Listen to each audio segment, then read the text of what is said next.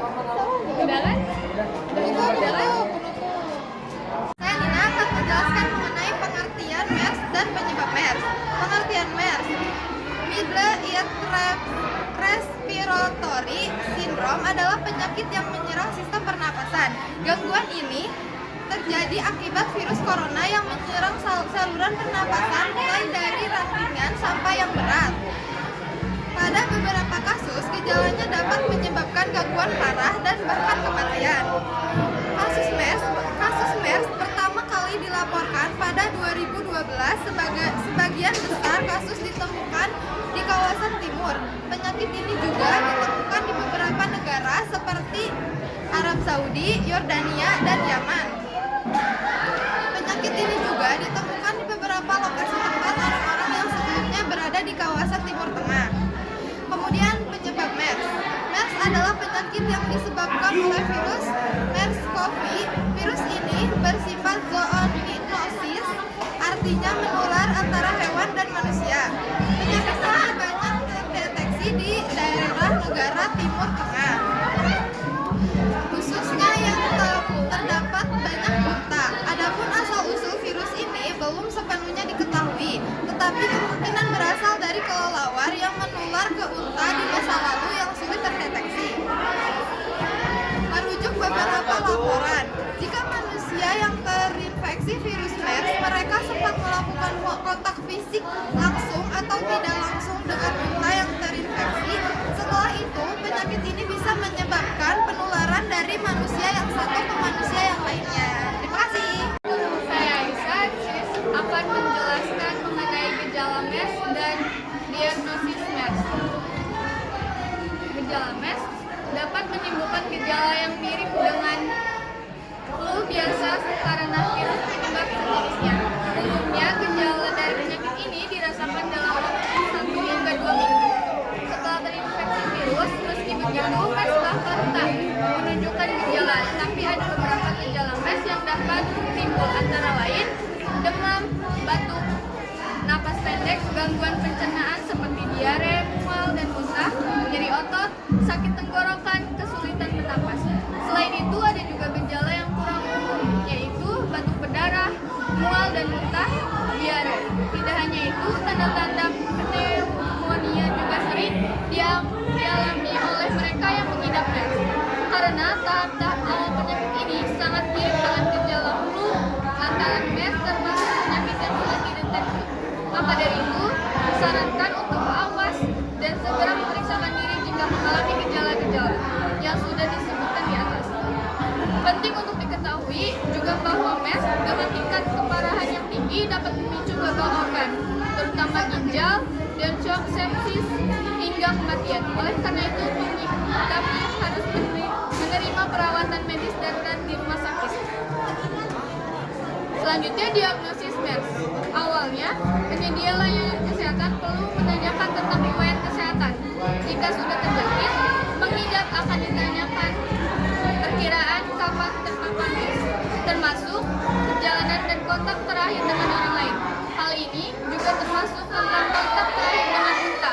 Ada beberapa tes yang bisa dilakukan seperti ronsen dada, tes darah, usap hidung atau tenggorokan, pemeriksaan tinja, kultur dahak. Selain itu, uji laboratorium juga bisa dilakukan untuk memastikan nasi itu. Uji molekuler, tes ini dilakukan untuk mendiagnosis infeksi MERS aktif.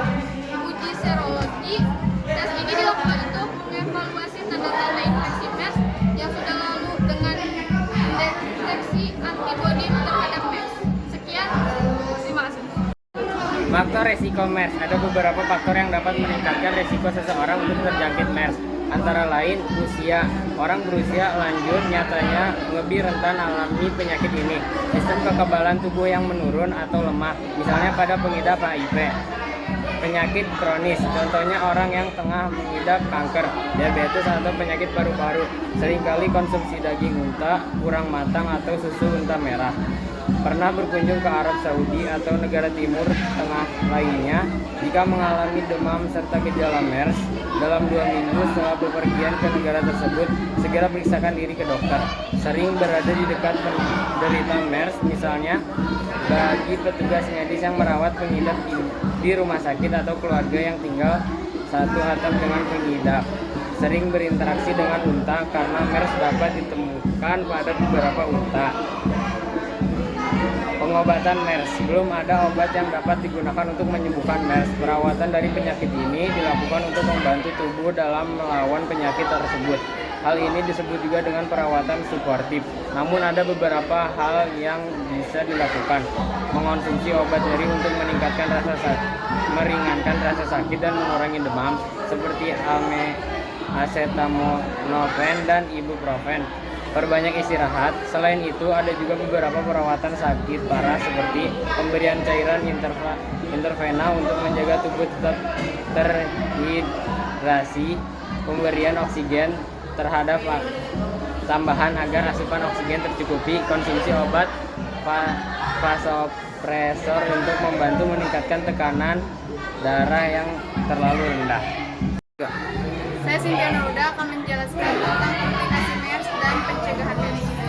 Komplikasi MERS dapat menyebabkan masalah yang lebih parah atau komplikasi.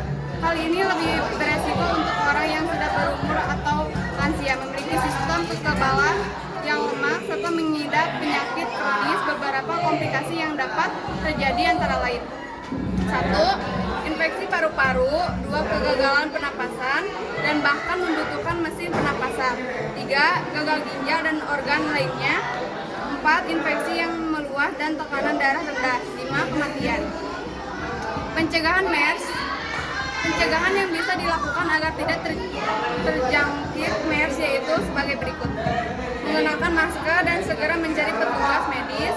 2. Menjaga kebersihan tangan.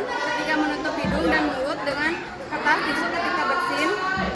4. Meningkatkan kekebalan tubuh yang baik dengan menjalani diet yang seimbang, olahraga teratur, istirahat yang cukup.